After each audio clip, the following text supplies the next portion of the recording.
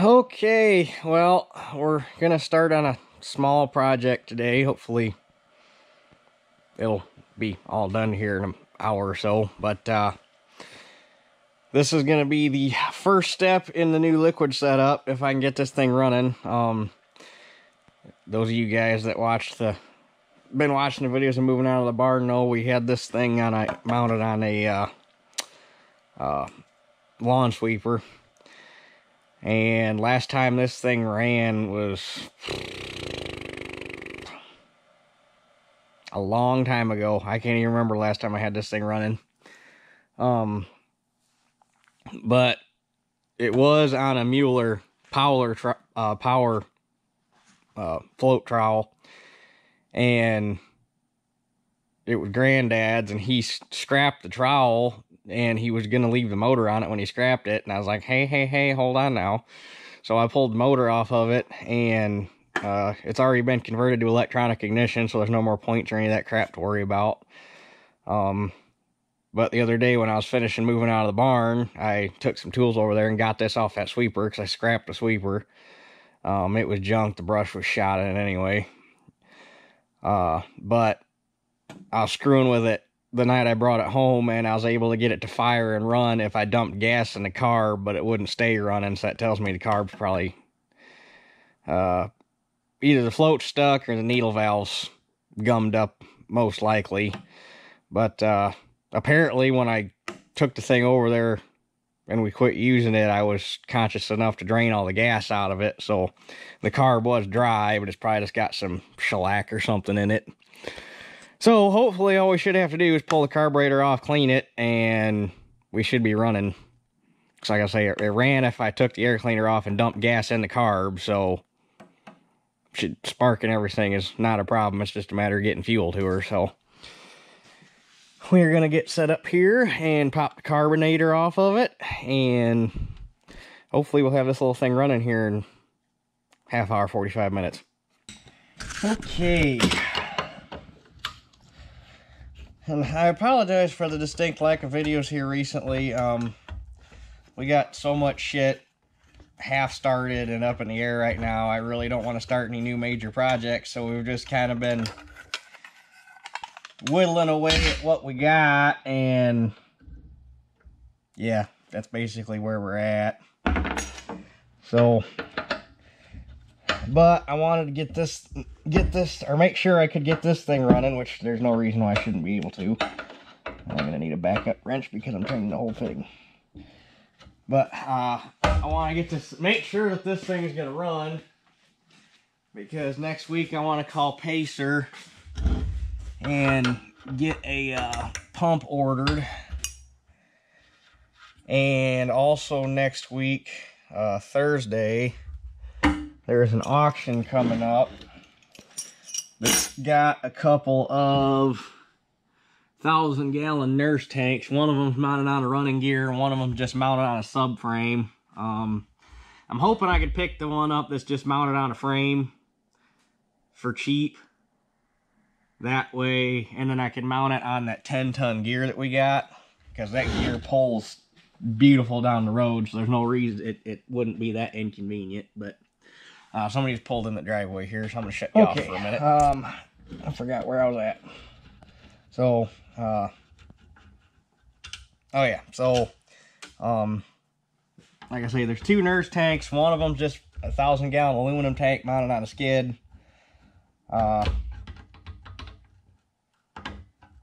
I'm hoping that I can get that one for cheap. Or there's a 1,000-gallon stainless tank mounted on a Clark fifth wheel running gear. I'm guessing that that's going to go for more than just the skid mounted one, but we shall see. But that's Thursday during the day, so I took Thursday night off of work so that I can just leave right from work, because the auction starts at 8:30. So I'll probably be able to go there and sneak in a quick nap in the parking lot. And Thursday's going to be a long day, I can tell you that much.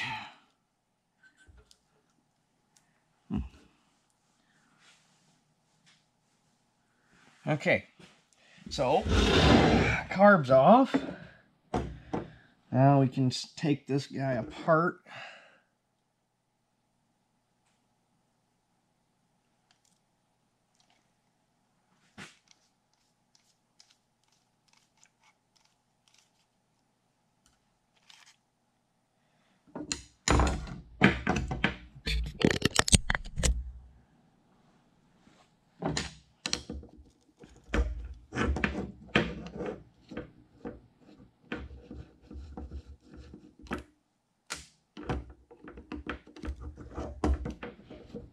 And as far as everything else goes, I finished moving all of the small stuff out of the barn this week. I got my load of scrap hauled in. So all that's left over there now is both combines and all 4 heads. Brought the 1600 home today. So that's all buttoned up, squared away, gonna wait. There is a crap ton of salt on the roads right now. But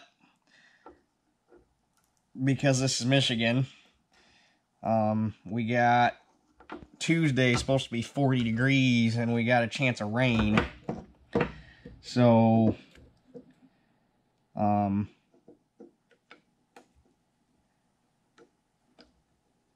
come on, don't tear on me.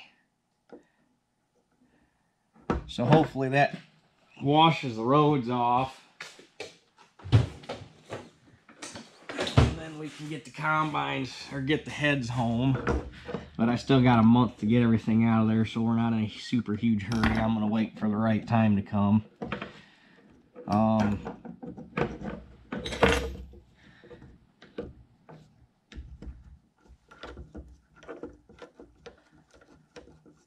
And then, as far as the tea goes, my injection pump should have been done today. I was actually hoping for a phone call, but I didn't get it.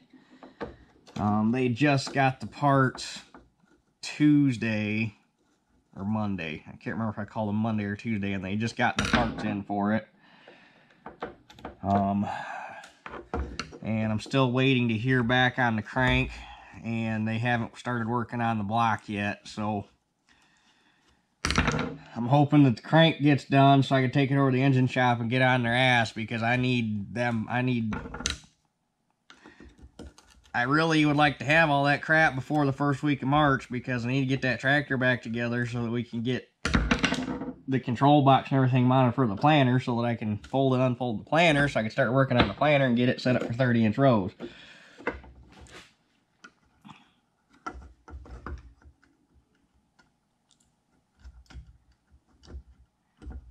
Oh, hold up. I know what it's hooked on. Maybe. Yeah, it's got to be hooked on that.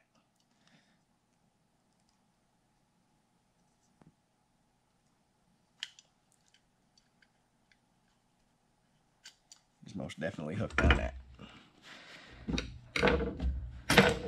So right now everything is just up in limbo. I am going to tomorrow go down and work on the field again and start chunking up trees and getting them thrown in piles.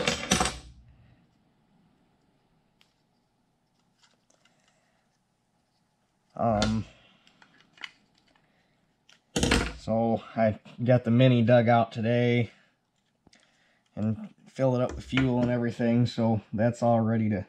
Ooh. Yeah, no wonder it didn't want to run. There's some nasty looking stuff in there.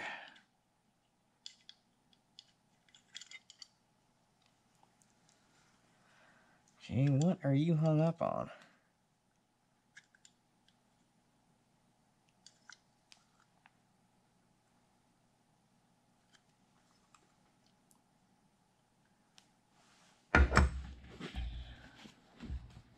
I gotta take that out.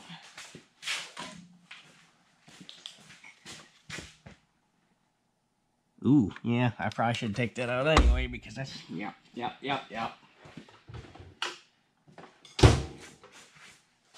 There's some good looking stuff in here, I tell you what.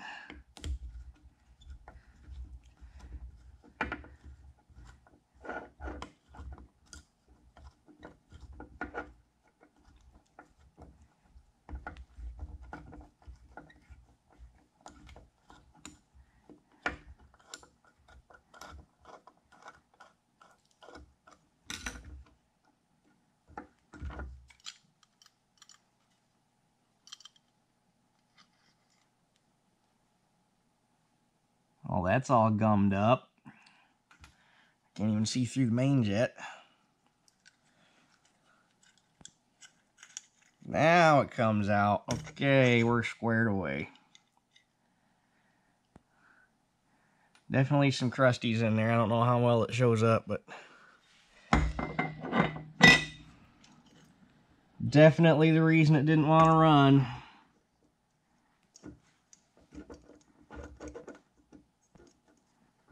And it looks like this gas, or the bowl gasket, shot.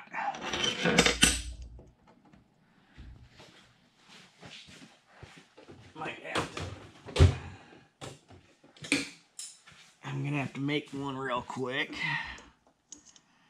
I really don't want to have to buy a carb kit for this. Yeah, that bowl gasket schmucked.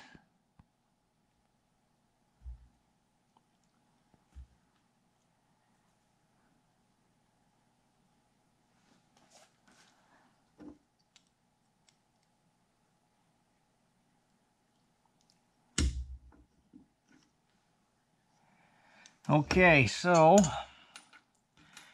I'm gonna have to clean some parts up here real quick and try to make a new bowl gasket. Doesn't look like it's gonna be that hard except for that one hole right there. There's a little teeny tiny fuel hole right here. That's gonna be kind of hard, but that gasket shot. We can't reuse that, so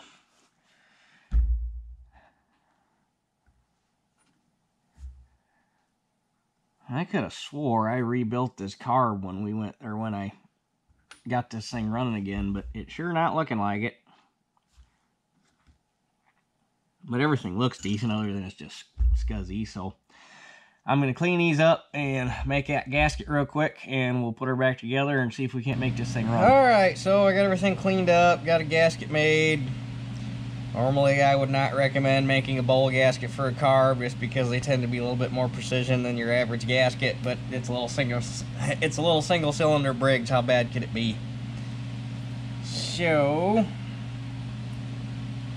it goes like that. And then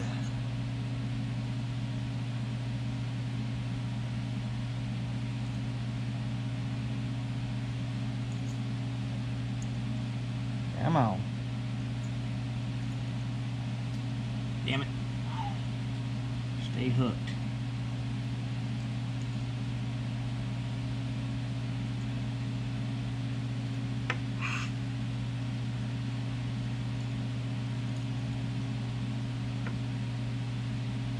And that goes like that.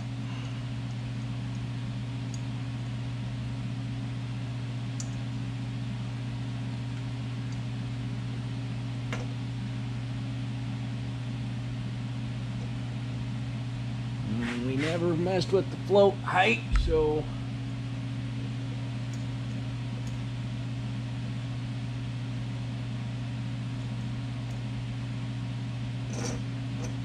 should still be good there. That guy goes like that.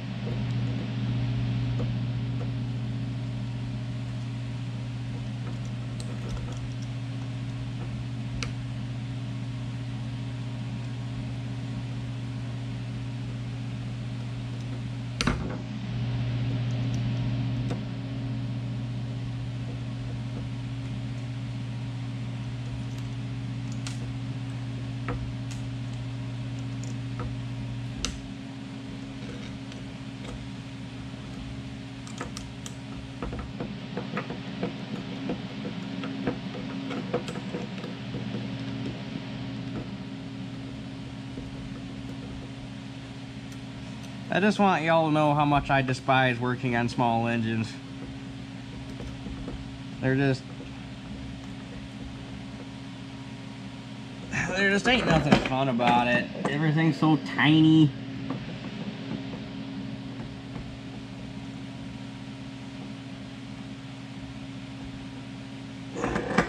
They tend to be way more finicky.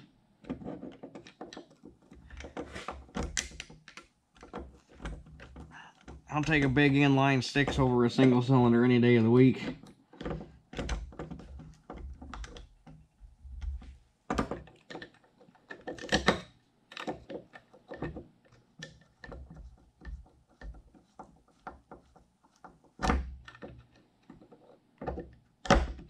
Come on.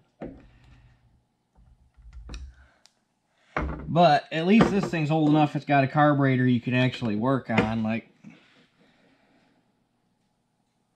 my old push mower, well, it wasn't old, it was just a few years old, but I just scrapped it because it was junk. The push mower I had, my power washer,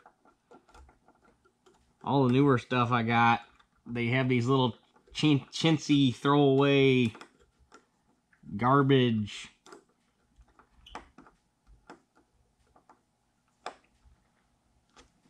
plastic part carburetors that you can't do anything with.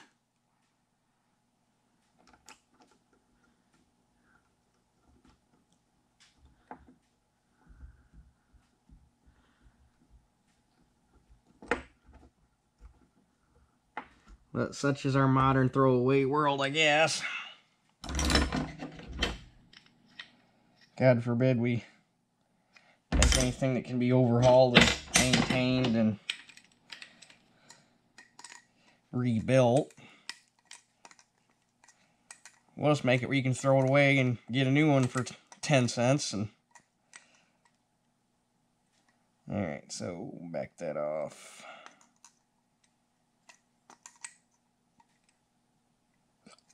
About like that. And then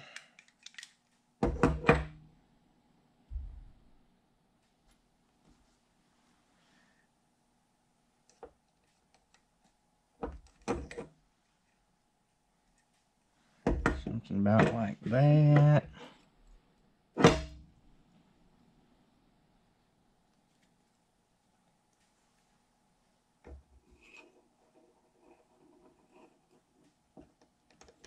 And something about like that.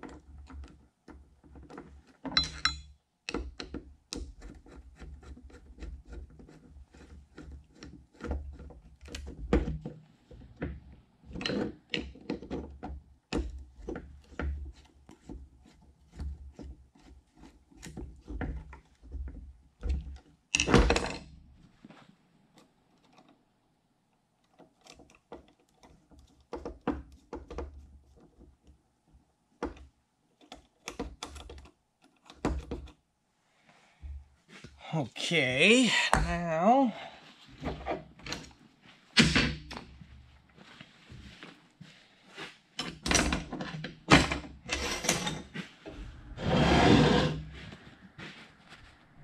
trying to get this thing back on here.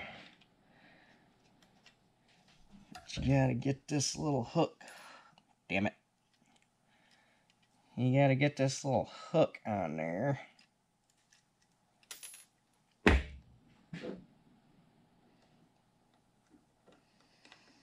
This is what I mean about small engines. You ain't got to deal with all this tiny bullshit on a big, you know, full-size engine.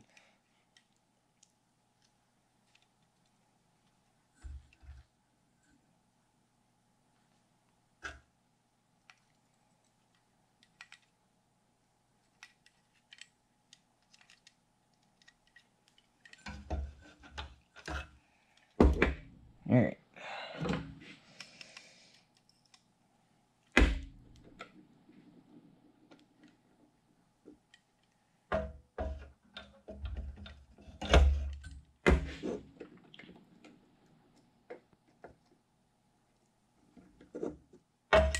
Damn it.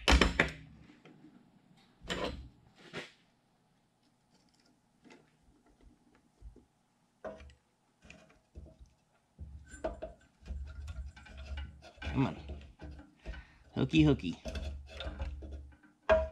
In the hole.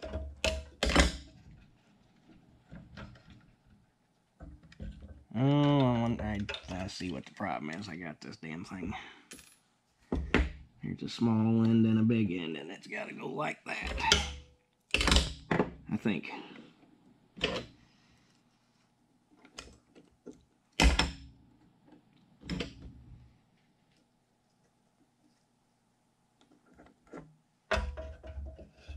There we go.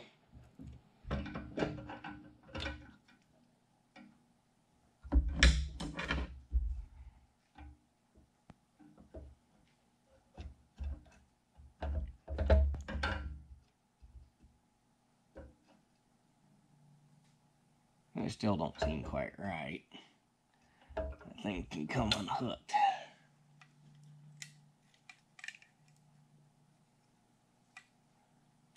So what if we go like this?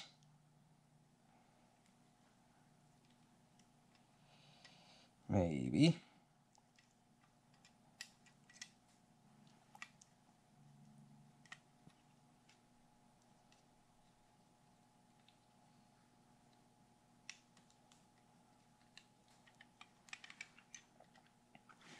And we go like this.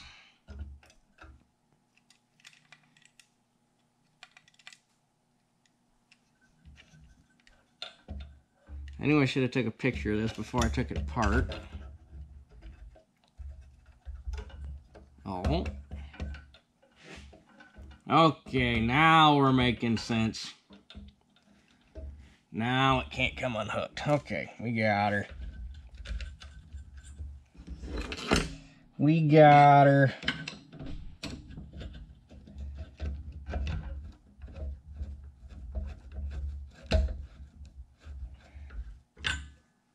Now it's got to hope it starts.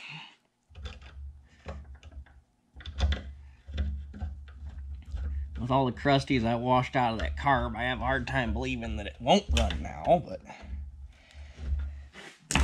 crazier things have happened.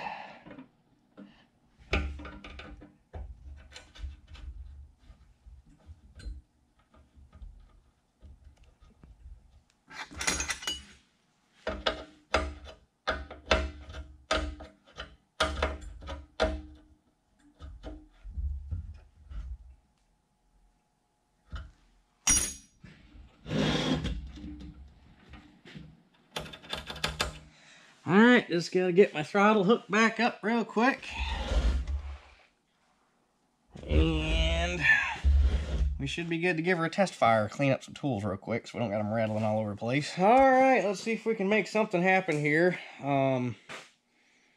Somewhere I had an actual appropriate size rope with a wooden T-handle on it for pull starting this thing. And Lord knows where that ended up in all the years it's been since we've used it, so...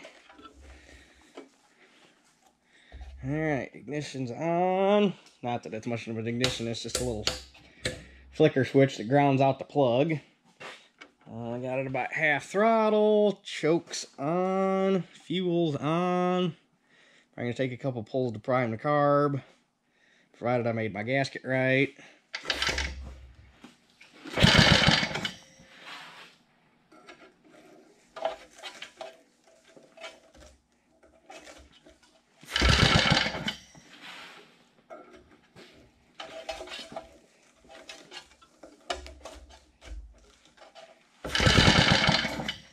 Come on, darling.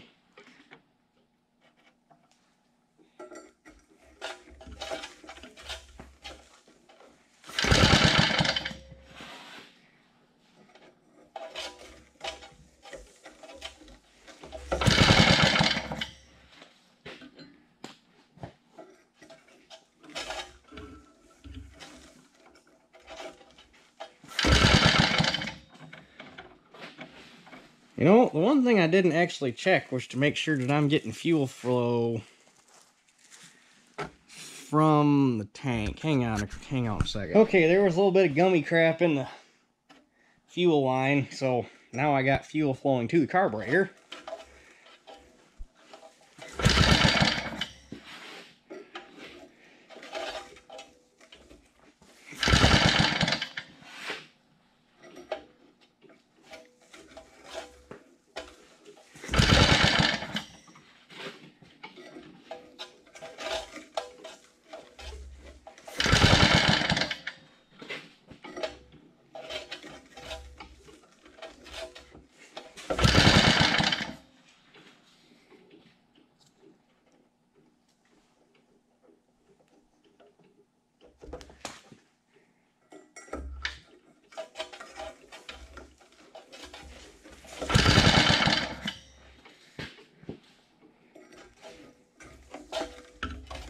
Alright, one more pull and we'll have to go.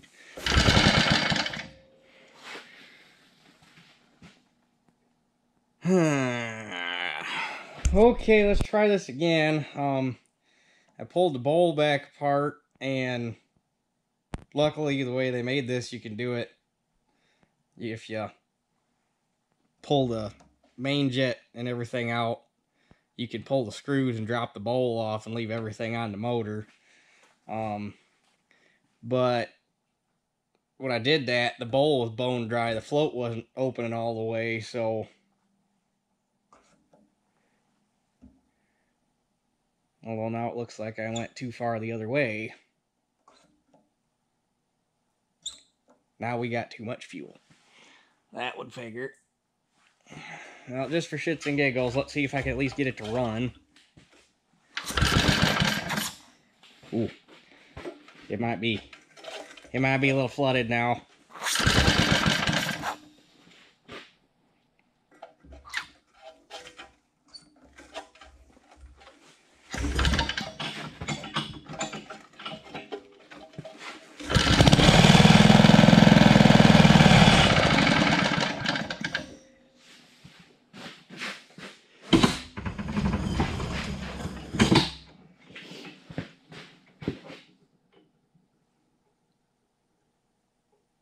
Will it quit leaking fuel?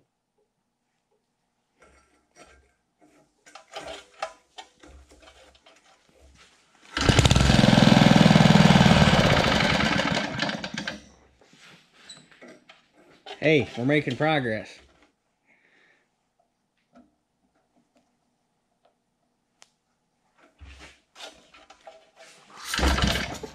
Damn it.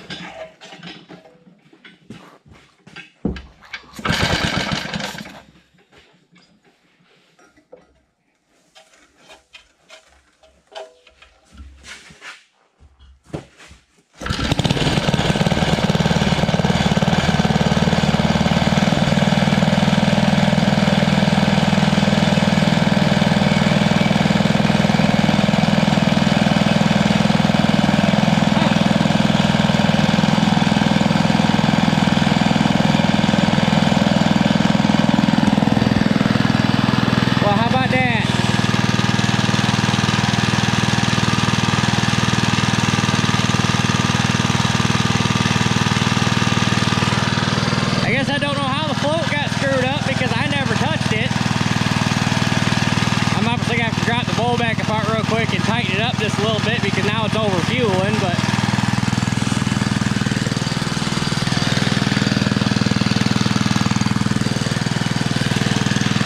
that's probably the first time this thing's run in at least 10 years.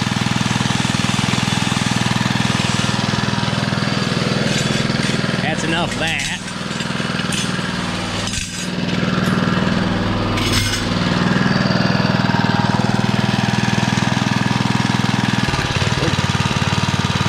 Okay, so that's hot.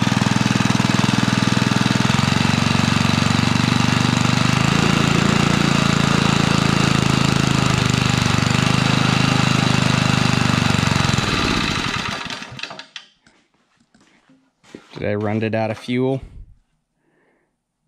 Not quite.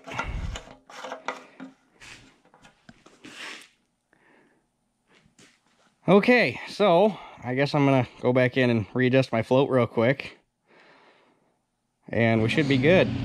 All right, so pulled the car back apart, readjust the float. Unfortunately, I do not have a book for this series of Briggs engine, so I don't know the exact measurement on the float, so I just eyeballed it. It's been sitting here for, well, I've ran it, readjusted the carb, got the carb adjusted right, and then shut it back down, and it's been sitting here about 6-7 minutes, and the carb is still dry, so we must be good. So, one more time.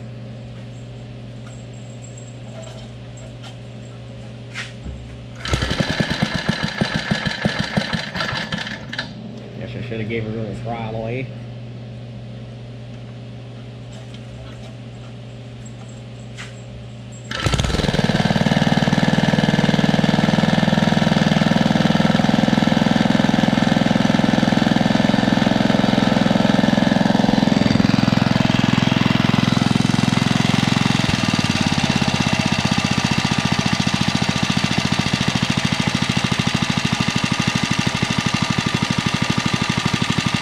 It's a sweet running little motor.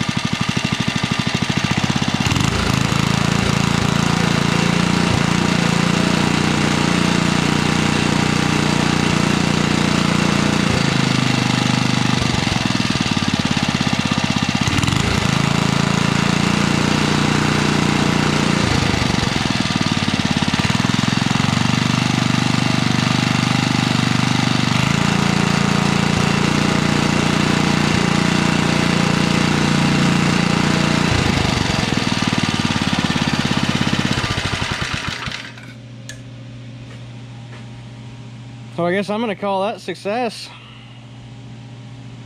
She fought us a little bit there at the beginning, but she wanted to run. I will say this color that Briggs used, that kind of jade blue looking color, is probably one of the favorite colors I have as far as, I mean, it's a nice looking color. I wish the sticker was still here. Seems like that used to be more there. But I don't know how it would have got blown off. And then you get that sticker there, that sticker there.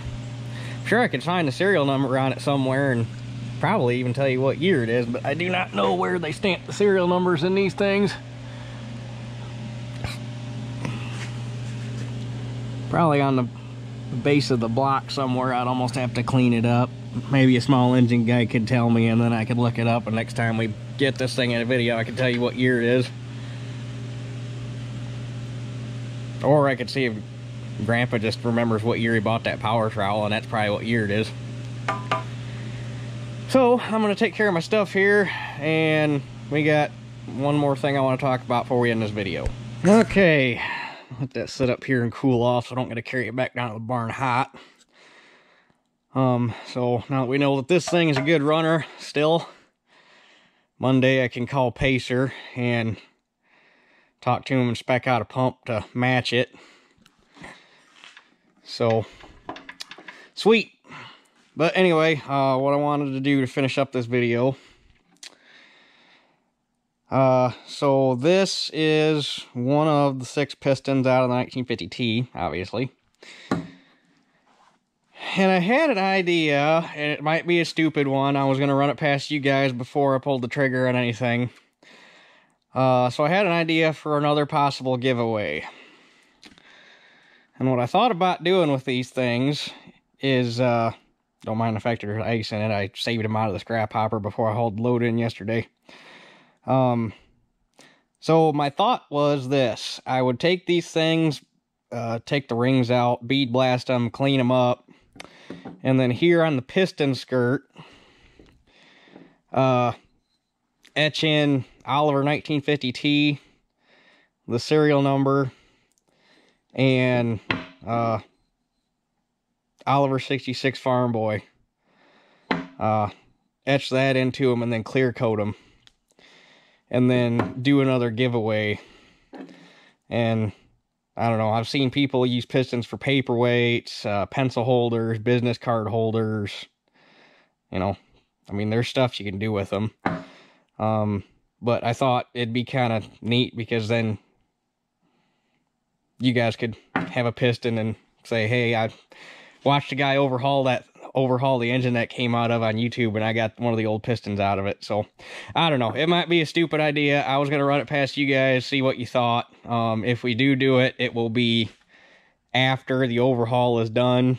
We'll do a drawing. It's gonna take me time to get them cleaned up and get them marked and everything anyway, and I gotta find somebody, because if I did it, I don't want to just like hand etch it and make it look stupid or make it look like a mess. I want to find somebody that could actually like do a nice job of etching it and make it look good. So I guess let me know what you think of that. Like I say, it might be stupid, maybe it's nothing anybody's interested in, but if it's something that everybody's interested in doing, we'll look at getting it done. So yeah, I guess this video's gotten long enough, so thanks for watching. I guess that's it for this one, and we'll catch you guys on the next one.